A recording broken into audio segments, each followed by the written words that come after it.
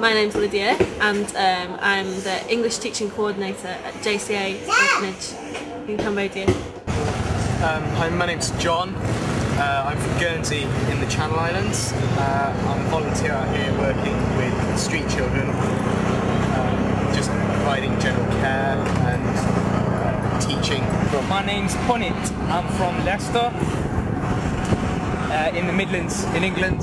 I'm out here working for an NGO called Sikaswa. I do care and community work, which basically entails working with kids on the street and working with kids at a safe house. I just basically give them a distraction, give them a good time, chill with the kids, play with them, care for them, whatnot. That's basically it.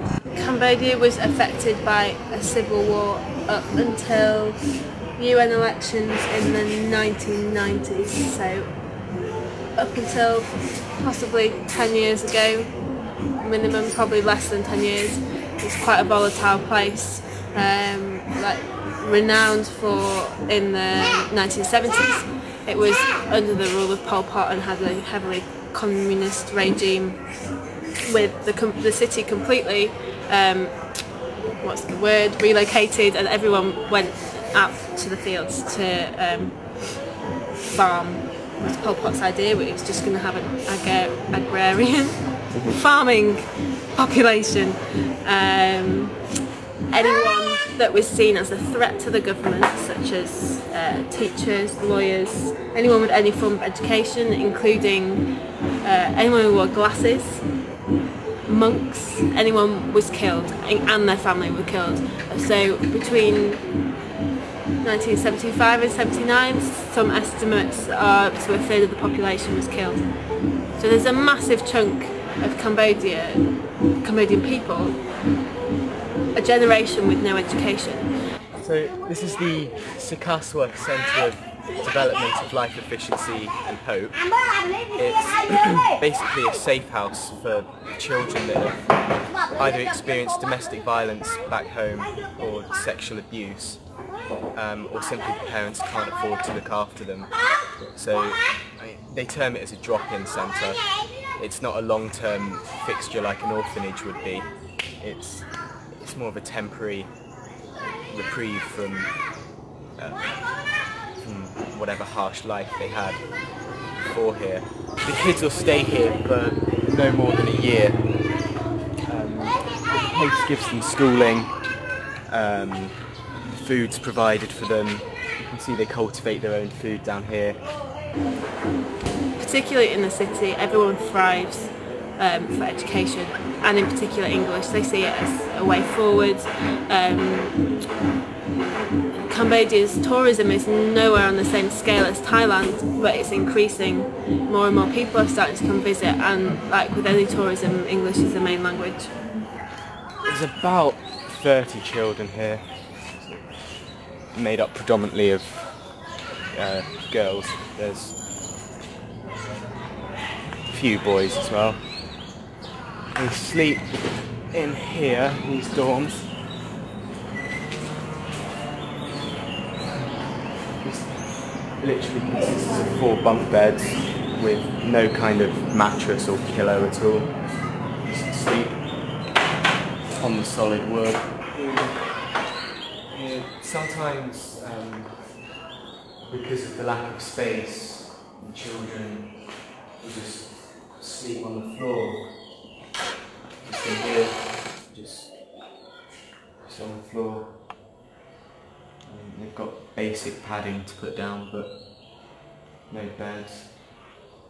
The Cambodian government does very little to support its population. There's, it's not welfare. There's no social security. There's nothing. Nothing like the NHS in Cambodia.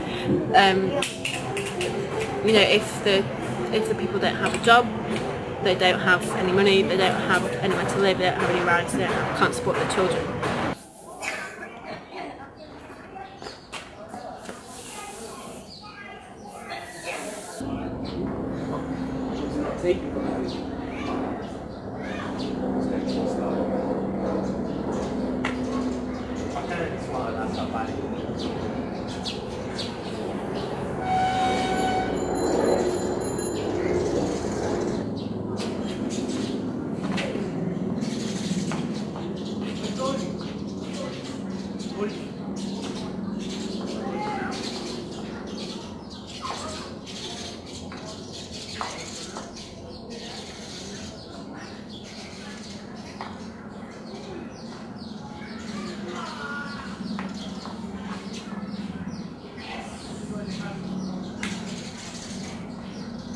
countries, like much of it is just run through aid.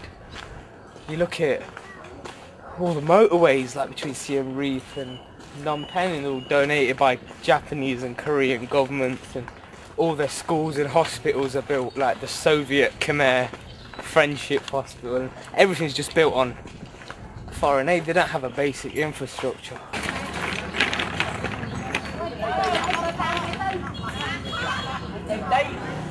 What would probably be in England a house for maybe a family of 4 or 5. Caters for 84 children and some staff, so nearly 100 people live in this space, so it's not a great deal of space really.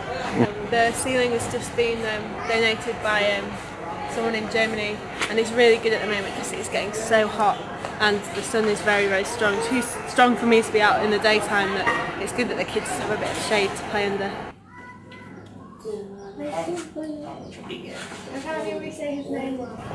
Some of the street children, they live on the rubbish tip in Phnom Penh. They've basically formed a small community of corrugated iron huts on the landfill itself, and the parents send the kids out every morning just to scavenge through all of the rubbish, all the hypodermic needles, the other rubbish that's produced in the city, just scavenging for any kind of plastic which they can collect and sell to the recyclers.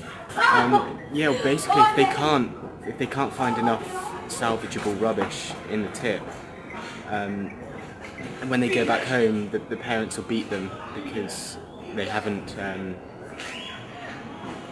found enough to provide for the family. So it's hard for everyone if the child doesn't manage to find enough rubbish. So the parents just beat them, which is why some of them end up here.